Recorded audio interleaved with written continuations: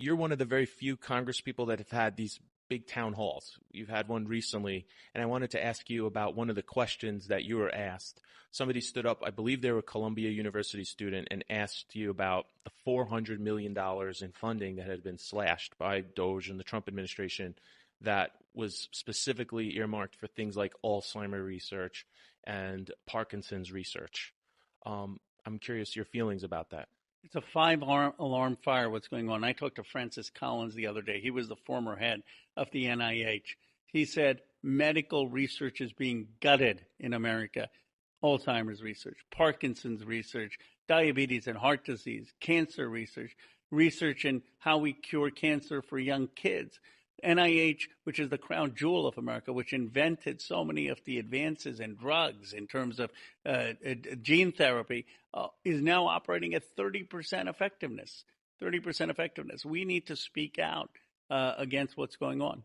I gave a major speech about standing up for freedom of thought and the Constitution and rule of law at Yale Law School, where JD Vance and I both went.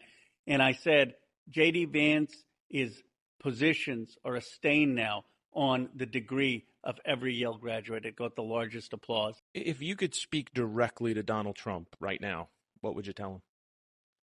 You think you're making America great, but you're engaged in the greatest self-sabotage of American power and American dynamism of any modern president. Stop damaging American universities. Stop damaging science. Stop damaging our relationships around the world. Invest in developing places that got a raw end of the deal. Have a Marshall Plan for America. Let's build things in America. Let's work to have economic security and prosperity, but stop destroying it. You're destroying it.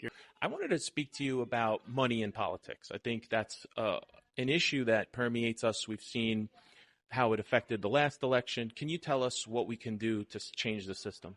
We've got the richest guy in the world. Think about this. The richest guy in the world spends $250 million to put Donald Trump back in the White House. Donald Trump hands him the keys to dismantle Medicaid, to gut public education, to fire federal workers, to fire scientists, to dismantle USAID, to decimate NIH.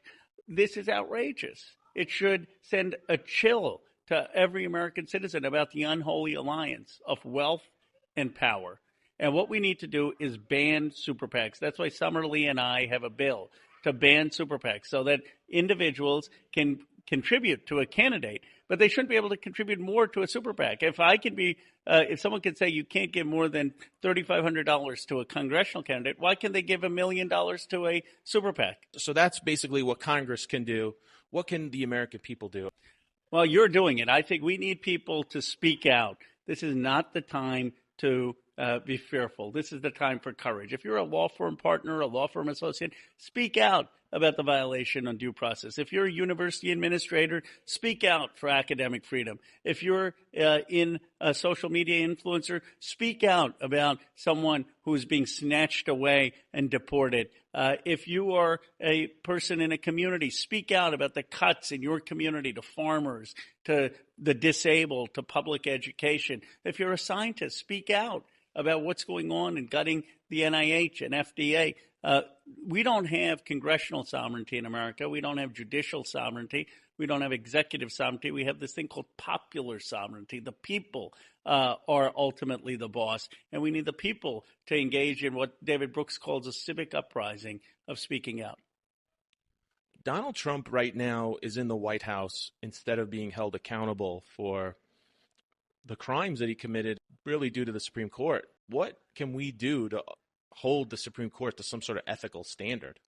We need a reform. I've called for term limits for Supreme Court justices. I mean, these people aren't supposed to be there for 30, 40, 50 years.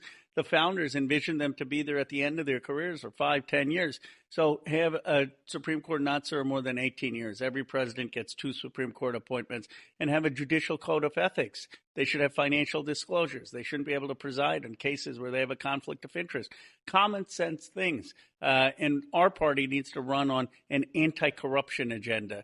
Supreme Court term limits, banning super PACs, banning PAC money and lobbyist money, banning members of Congress from becoming lobbyists. Something I admire about you, right now, Democrats don't have the majority, but it doesn't stop you from presenting ideas, right, and saying what needs to be done. So how do you think that that plays a role in our politics? And should Democrats be mentioning hard Supreme Court rules that might not happen until we get the majority, but they should still be fighting to say these things?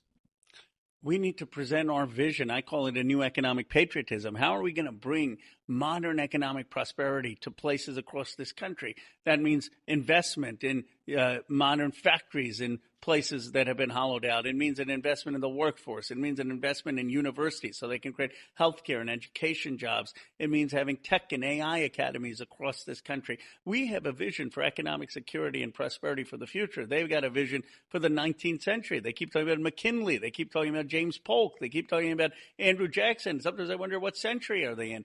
Democrats, we're the party of economic prosperity and security for the 21st century. And then we should be talking about our vision to clean up Washington. No PAC money, members of Congress not becoming lobbyists, have a Drain the Swamp Act that I've introduced, which says lobbyists shouldn't be able to give gifts to the White House. That was the rule under Biden. Trump took it away. Now we need to bring that back to actually drain the swamp. So we need to be the party that convinces the American people we're for reform, we're for economic growth and prosperity and economic fairness. If I may, just one final question. I know you are a very big advocate for the forgiveness of student loans, and I know your personal story sort of everyone's got student loans, and so I'm curious about some of that, and it's nice sometimes to hear the personal story from lawmakers. I took out a lot of student loans, over 100,000, federal loans, private loans. Every time I'd have this bill come due, $700 for my private loans or $300 for the federal loans, $1,000 a month. There were years in my 20s that I had to get a forbearance because I just couldn't afford it. And it was a huge stress for me, a huge burden for me. You shouldn't have to do that to get an education in this country. If you want to be a skilled tradesman, if you want to have vocational education, if you want to have college, you should be able to get that education without going into debt. And that's why I'm for free public college, free vocational education, and for why I'm for forgiving the loans of people who are in the working and middle class. By the way, we aren't collecting on those loans anyway. It's just destroying people's credit. It's making it hard for them to start families, hard for them to have a house, and it's not helping the bottom line in the federal budget. This is a huge honor. Thank you. Well, it's my honor. I appreciate your voice standing up for freedom, for the rule of law, for the Constitution. Standing up for the Constitution is patriotic, so you're a patriot for what you're doing. Thank you.